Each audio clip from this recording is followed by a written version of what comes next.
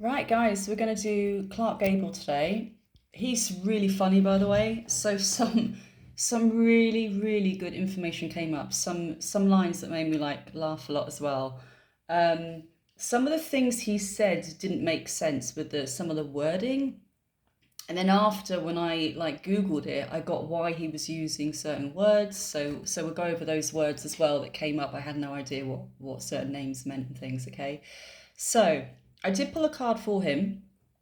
And the card we're going to look at today is the Judgment card, and you'll see why, because this is almost like him coming across as always having to be the man's man, and one of his things in life that he regrets was he didn't show enough vulnerability. So it's almost like because he was scared of the judgment, people judging him, because his whole presence was larger than life, you know. I mean, he's done over something like 60 films, guys. You know what I mean by the man's man. I mean, I think I saw Gone with the Wind when I was 8, and he was my first crush. Like, we were obsessed with Clark Gable. Okay, and he does say something about Gone with the Wind, but not that much, guys. So don't get your hopes up too much about Gone with the Wind here, because Gone with the Wind is my favourite film. And I was hoping there would be more information there, but there wasn't. It was more of a jokey line, which will probably make you laugh as well. Right, I did say though, Vivian Lee, how did he find it to work with Vivian Lee? Because apparently she was saying, you know, he was terrible to kiss because he smelt cigars, and she was not that keen on him, because we did a reading on Vivian Lee if you want to go back and look at that one. And I got the word toots. Toots? And it's almost like he used to try and play with her and tease her and try and get her to smile, because he used to call her Toots. That was one of her nicknames, was Toots, which she hated, absolutely hated, by the way. So him calling her Toots now and again to kind of, it's kind of like, I'm just hearing rub her up the wrong way, just to tease, basically. He liked to tease her. It wasn't anything really nasty or anything like that. It was more when she got a bit too much or got too serious about it. He just wanted to have some fun with it as well. It was so intense, the filming, you know what I mean? He wanted to have a bit of fun with it. I'm hearing he wanted her to chill out a little bit. She was taking it too seriously. The other words he said for her was high and mighty, get off your high horse. Now, I'm not saying he said that to her, but that's what he felt. He felt that she had to come down. I'm just hearing come down to earth. She had to come down to earth more, get off her high horse. He also used to play practical jokes to get a smile out of her. He also thought she took things far too seriously. And he didn't like that she thought others were beneath her. So she came across on set as a woman, which I'm probably sure we understand, to try and prove a point. She's not just going to sleep with another actor, and she's a serious actress here, or should I say actor? She's very serious. She went to really prestigious acting schools. She was acting most of her life, but by the time she took this role on. So she didn't want to be looked down on. She wanted to be taken seriously. So she kind of came in, I'm hearing, with that bravado, like, I'm not going to take any crap. I'm here to do a job. And he was more like, because he'd done so many films by then anyway, he was more, oh, just have some fun with it, love. She was having none of it. But he did get a smile out of her, I'm hearing. He did get smiles out of her, okay? But he would tease her. I wouldn't say the word test. Test means really challenging someone in a way. It's more he liked to tease her, okay? I have got a cup of tea here, guys, because, oh, by the way, this is German flag here. My partner's German. And yes, we argue about the football. Right. What would he be if he wasn't an actor? Now, this came up straight away, and I thought this was so funny. A swashbuckler. A swashbuckler. Now, a swashbuckler for me, I used to think it was a pirate or somebody that just fights with swords on boats or whatever. Okay, a swashbuckler. Um, climbing up the mast. I'm hearing as well. You know, like Oh, guys, apologies. I woke up. I had a really rough night's sleep. I can't get my words out today. Climbing up the mast, the sails, that kind of thing, swinging on ropes, a swashbuckler. So that was what he was joking about. If he wasn't an actor, that's what he'd want to do in real life. But like I said, he was just joking in kind of like that silly sense of humour, because the next thing he said were horses, okay? And then I got the word ranch and breeding. So this is one of his main enjoyments in life. And I heard the word steed and unique breeding. And then I heard the word thoroughbreds. So I don't know a thing about horses, guys. I really don't. I mean, I'm quite scared of horses, to be honest. So I found out thoroughbreds are the main breed that is used in horse racing, and that's what he would have specialised in. And he would have been quite happy. This made me laugh. he would have been quite happy to bet on his own horses, which was what came through. So definitely to do with not just like a horse ranch for horse riding, like definitely thoroughbred race horses, his own race horses, his own unit. And I'm getting almost like a football team. You know when you get all the players, it's almost like that, but with all his horses, come almost like that energy of, yeah, come on, try and take us on. Team Gable, no joke. That is so funny. So yeah, definitely horses would have been the main highlights. Now I think he did it as a hobby. Um, I think he had a horse. I'm not sure how serious he took it, but definitely that would be one of the big things for him that came through. Right. What does he regret? That he played the game for too long rather than fully settling and being happy with one woman. So playing the game is almost like being a bit of a cad, being a player, okay? And the word cad comes up later, by the way. Part of it was he liked to keep up the macho appearance, but he actually was a teddy bear. He actually was a softie, but only the women that would work in close roles with him would know that. And that's why they loved him so much, because he came across as a very masculine presence, but underneath, he was very sensitive and tender at the same time, which mainly he would expose that side of him to women, not to men. So that's why he was such, I'm hearing, such a lady killer because of that. They saw another side of him that most men didn't, okay? So that was the big thing. He does regret as well that he wasn't happy with one woman and he could have been. Right. On the great loves of his life. Now we can't cover them all, guys, because there's been a lot. But these are some of the ones that came out that are the biggest names, I'd say. Crawford, Joan Crawford. We did a reading on her, by the way, not too long ago. So with Joan Crawford, this is a bit fiery. Crawford had balls. She could challenge any man.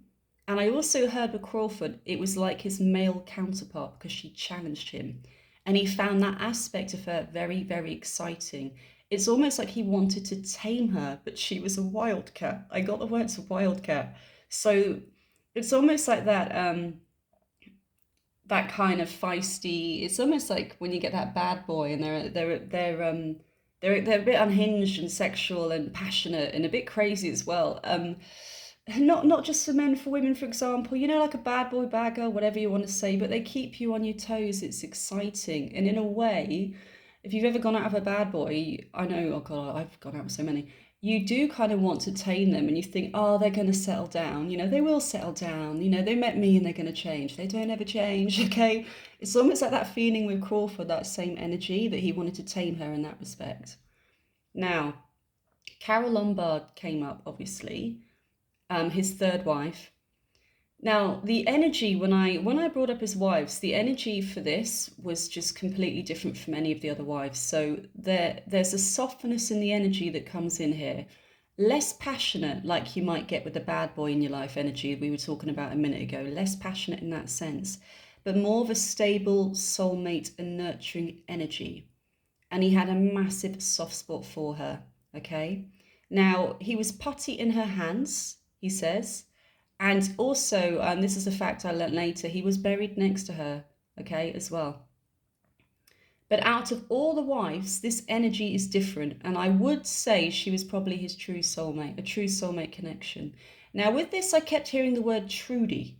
And I thought, is that a pet name for her? Why would she be called Trudy? And then apparently she did a role as a swimmer or something where she was called Trudy.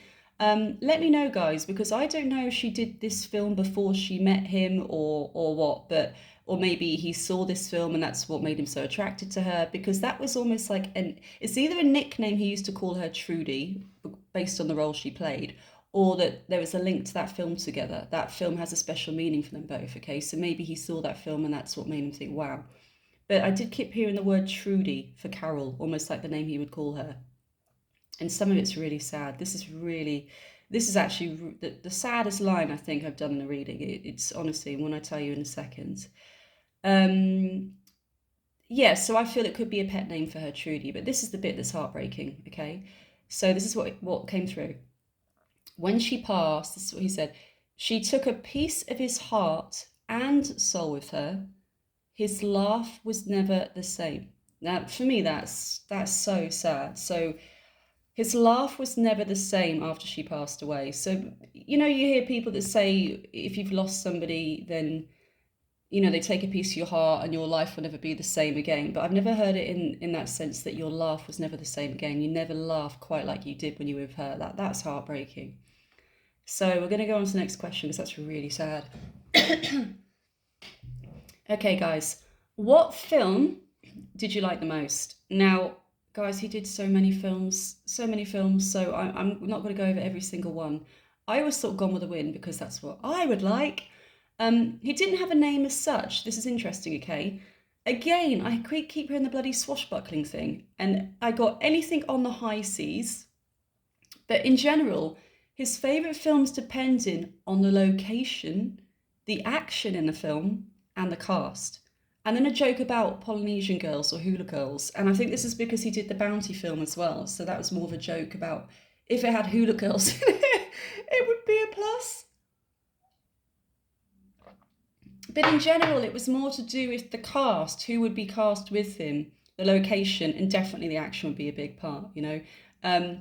Something to impress. And when I say something to impress, I think this is more to do with doing stunts and things to impress people. So if there's anything, it's almost like if anyone came up to him with a crazy idea for a stunt in a film, that would pique his interest more than reading a film about, you know, a 3-hour love story like Gone with the Wind, which he did. You know, he's a very sensitive guy, okay? But in the sense, in the macho side, the boy side of him, that would appeal to him more. The thought that there could be action and things like that, and something that's never been done before I'm hearing as well. Sorry guys, my hay fever's really bad today. Right.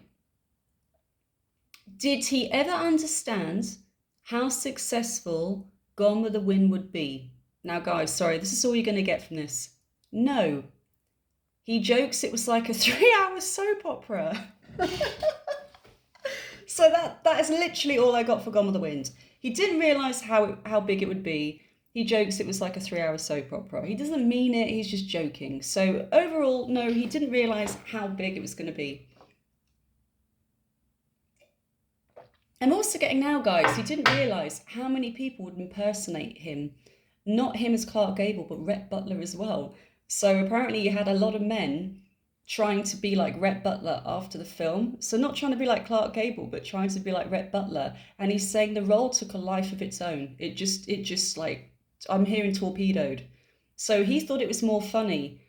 He could go into a bar or something like that, and he would hear men try and act like, you know, I'm hearing like Cary Grant, but with this, it was Rhett Butler. So that was a bit of a joke with him. That's all he's kind of really saying about that. What does he regret? Okay. He wishes he could have been a better husband, but back then, let's see what he said. He wished he could have been a better husband, but back then it would not match up to Hollywood's ideal of him, okay? And it also gave him a good excuse, the man's man. He also wished he allowed himself to be more vulnerable because it caused a lot of arguments when he wasn't, okay? So definitely a better husband for sure. One of the next questions was, what was this? Sorry, this is really funny. What was the biggest surprise when he left the Earth plane? And he said, what a cat he turned out to be. Oh my God. He is really funny. He's actually really, really funny. I don't know how funny he was in real life, guys. I know him mainly for, you know, Rhett Butler. You know, I didn't know he's almost like a comedian in real life. I will have to look in to see if he actually did any comedies, how many comedies he did, because he is actually really funny. Last question. This is about the Misfits and working Marilyn Monroe, okay? What did he think about working Marilyn Monroe? So, I'm hearing a mixed bag, a complete mixed bag. So he had a lot of tenderness for her, but he could see she was a fallen star. Like she was skydiving down to earth, as in a bad way. She was going too fast and she was going to hit the ground and just be, wow, this is quite an intense way of seeing it, be smashed into a million pieces, literally. She was a fallen star, and that's why he had tenderness for her.